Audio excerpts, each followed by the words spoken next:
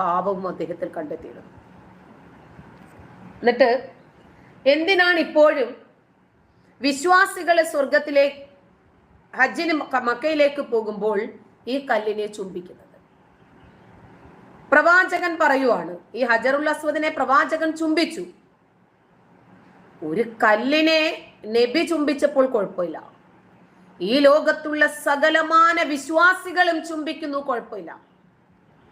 പക്ഷേ നൂപുർ ശർമ്മയും തസ്ലീം അഹമ്മദ് റഹ്മാനിയും തമ്മിലുണ്ടായ ഗ്യാൻവാപ്പി വിഷയത്തിലെ ടൈംസ് നൗ എന്ന് പറയുന്ന ചാനലിൽ നടന്ന ഒരു ചർച്ച, ആ ചർച്ചയ്ക്കിടയിൽ തസ്ലീം അഹമ്മദ് റഹ്മാനി എന്ന പോപ്പുലർ ഫ്രണ്ട് ഭീകരൻ പറയുന്നു നൂപുർ ശർമ്മയോട്, നിങ്ങൾ കല്ലിനെയും മണ്ണിനെയും ഒക്കെ ആരാധിക്കുന്നവരല്ലേ, എന്നിട്ട് ശിവലിംഗത്തെയൊക്കെ കുറിച്ച് വളരെ മോശമായി സംസാരിക്കുന്നു. എല്ലാവർക്കും അവനവന്റെ വിശ്വാസങ്ങൾ പ്രിയപ്പെട്ടതാണ്, നമുക്ക് അപരന്റെ വിശ്വാസത്തെ